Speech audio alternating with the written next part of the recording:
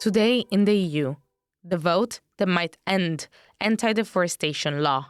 We have no time to waste. 30 football pitches every minute is the global deforestation rate that we're talking about. Today, the European Parliament is set to decide on the fate of a landmark legislation against deforestation. And activists are worried that it could end in a diluted text that would fall short in tackling the issue of deforestation. So who wants to put an end to anti-deforestation law and why? Hello and welcome. I'm your host, Giada Santana, and this is Today in the EU. I'm here in the studio with agrifood reporter Sofia Sánchez Manzanaro to outline supporters and detractors of the EUDR and possible scenarios ahead of the vote. Hello, Giada. Thanks for having me. You just came out of a briefing ahead of the vote hosted by one of the biggest supporters of anti-deforestation law. How was it? Well, it is very exciting and thrilling because we didn't understand completely the bigger picture, but I think Pascal Canfin, who is the coordinator of Renew, the Liberals in the Environment Committee at the Parliament, briefed us on the state of play ahead of the vote. So the Renew, the Liberals, and of course the Socialists, Greens, etc., feel betrayed because they had agreed to postpone this legislation that has been very controversial for 1 year. They had got the word from Ursula von der Leyen herself that this will not happen, that if some amendments were to pass, she will withdraw the proposal. That's what Canfin told us. I mean, I can't imagine if Canfin was given the word that the legislation was not going to be changed, and now we're at the cusp of a vote that could change it and could even end it for how we know it. That's a big development. But before we get into all that, let's define first what EUDR is. Of course, is popularly referred to as anti-deforestation law. But how does he plan to tackle anti-deforestation? What's the goal of this law?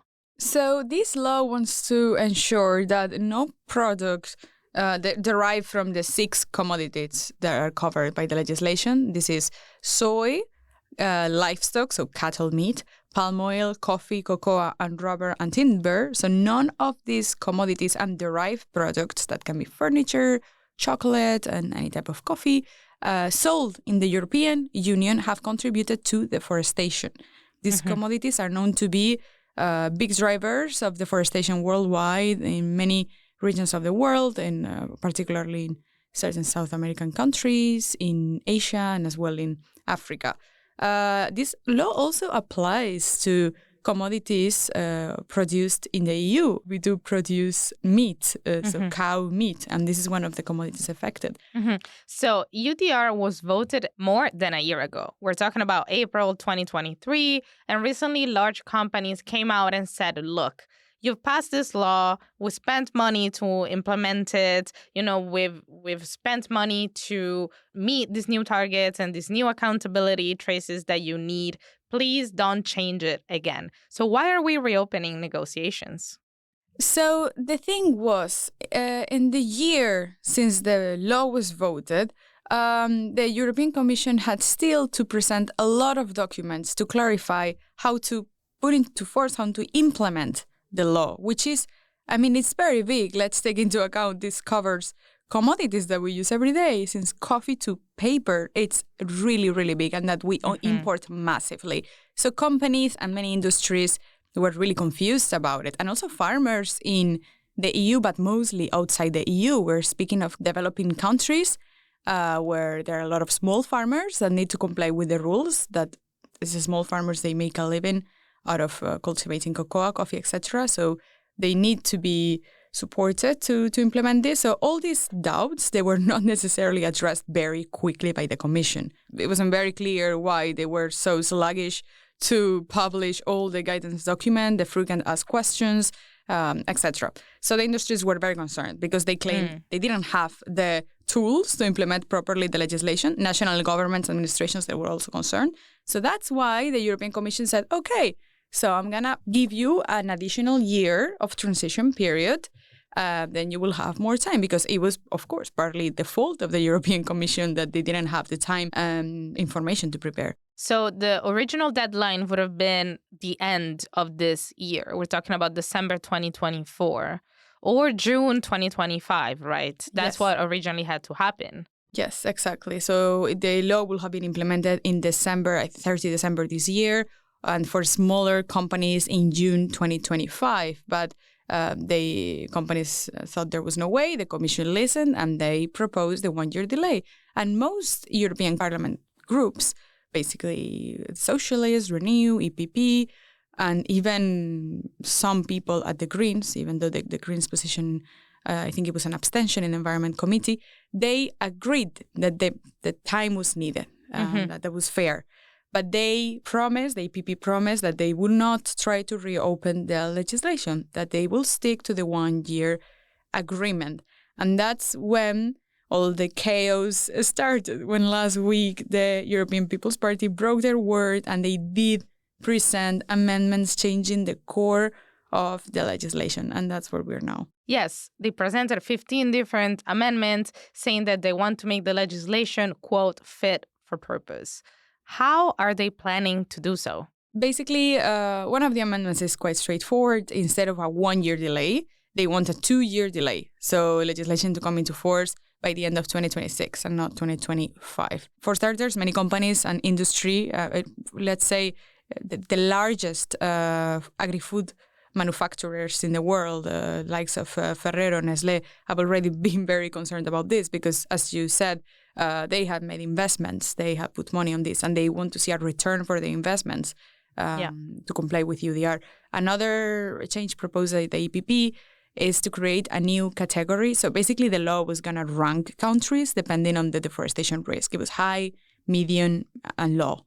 Mm-hmm. They want to create a fourth category that is no risk, that basically exempts countries from most obligations. Would that apply to European countries? Do they just want to protect their own? Yeah, it seems like it. It seems that this will be a shortcut to exempt European countries. But the funny part is that what Pascal Canfin shared with us is that this wouldn't apply equally to all EU countries, because some countries like France, with the French Guiana, could be considered low risk and not no risk. So he raised the concern that this could create disparities in the EU single market because the European Union countries will have different risk level.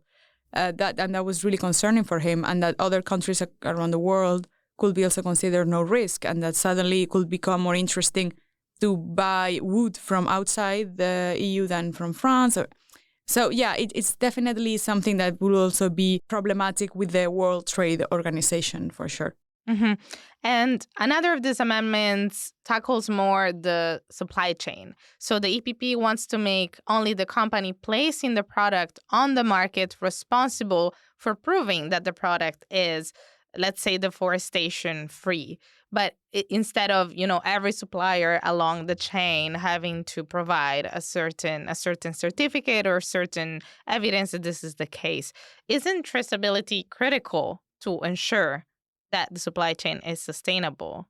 Yes, I mean, of course, they want to exempt traders. And what Mr. Canfin shared with us is this makes the regulation really similar to the previous EU timber regulation, which also wanted to end deforestation on imports of timber. But in this case, this worked this way, that the burden of proof was only on importers and not along the supply chain. So it was not enough to control and make sure that indeed this timber hadn't contributed to deforestation when entering the EU market. So it would really water down the goal of the EUDR.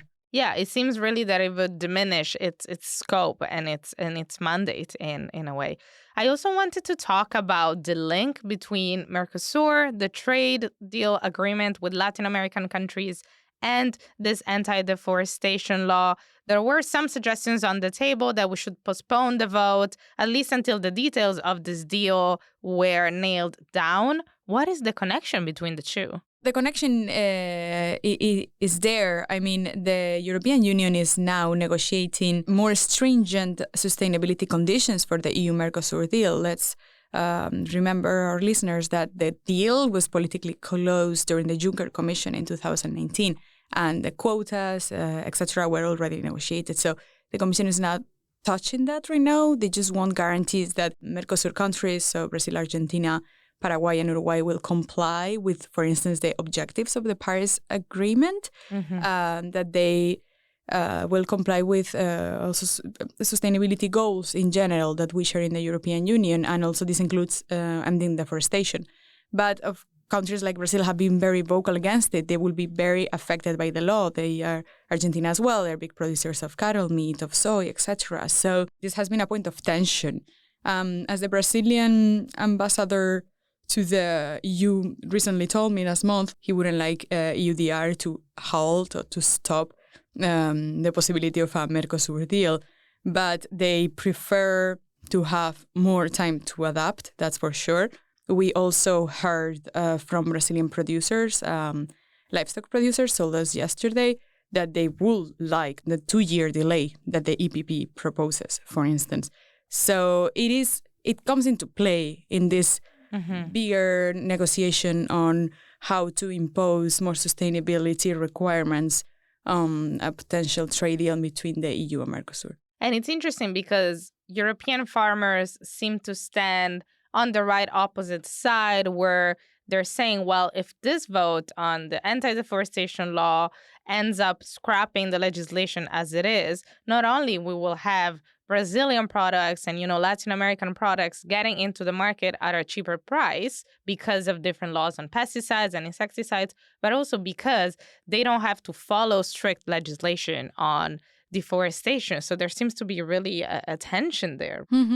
Yeah, it definitely depends on the sector. I think many farming groups always call for reciprocity in trade or mirror clauses. And we could see EUDR as a mirror clause. Let's say we are imposing same standards in Europe than in trade partners. It will create a level playing field for these products, but some farmers in Europe also complain that they have to impose, to comply with these requirements themselves as well.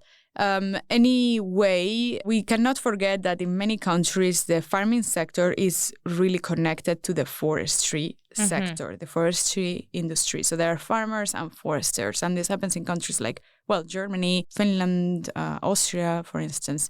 So in this case, the foresters and the lobby of the foresters has really pushed in general to water down EUDR. As the MEP Canfin told us before, they are behind this push from the European People's Party, but particularly from the German part of the EPP on watering down and delaying the legislation. So there are different sectors affected inside farming. Yeah. So let's get to speculations on the vote. I feel like that's always what happens at the end of our episodes. And, sometimes we're right, sometimes we're wrong. This vote is definitely an exceptional one. It could be the first time that a far-right majority shapes legislation. What's your take? Yeah, indeed. This will be the first time that the so-called Venezuela majority, that is, EPP, Patriots for Europe, ECR, ESN, as you say, shapes legislation and not only declarations or non-legislative issues. So the EPP is for sure trying to get the support from far-right on their amendments. At this point, it's unclear whether ECR will support the amendments. It seems that Patriots will, but what we heard is that there are also divisions within Patriots. They joined forces with EPP for some amendments in the budget, but at the end they didn't vote for the entire file. So they are unpredictable partners, they have shown. So what are you hearing from ECR? So the ECR group doesn't seem keen to support all the EPP amendments. We were just told by ECR sources that they will support a 2-year delay, as the EPP has proposed. And it seems like Patriots of Europe could also support it. So that could mean if there are other MEPs from ESN or independent MEPs with no group supporting it, this could pass. This is likely. But then ECR is not saying that they will support other amendments that really change the core of the legislation, like the no-risk category and exempting traders. They claim that they are supporting the 2-year delay because small enterprises may need additional time to adapt. But at the end, they also said that even if the 2-year amendment doesn't pass and the last vote is on a 1-year delay, they will still support it because they think it's important to ensure at least a 1-year delay. My prediction is that some amendments could pass because of this tight majority. I don't think they will all pass in block. For instance, there are some inoffensive amendments as described by Renew.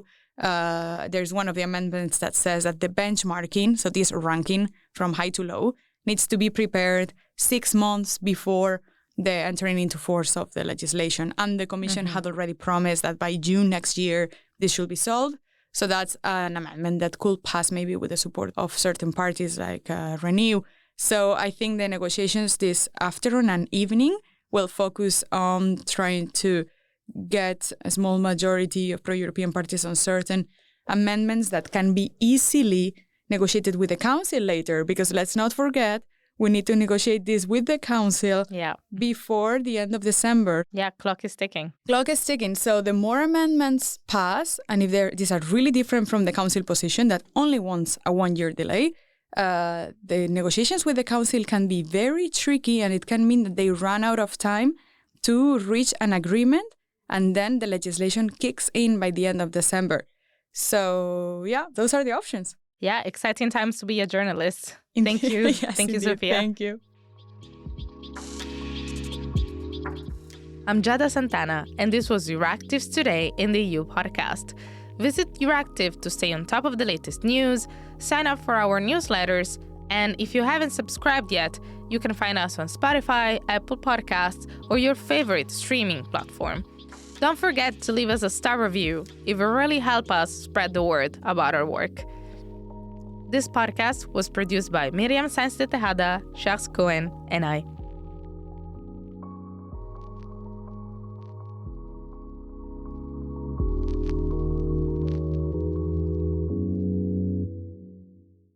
As part of our commitment to accuracy, inclusion, and transparency, Euractiv is part of the Trust Project.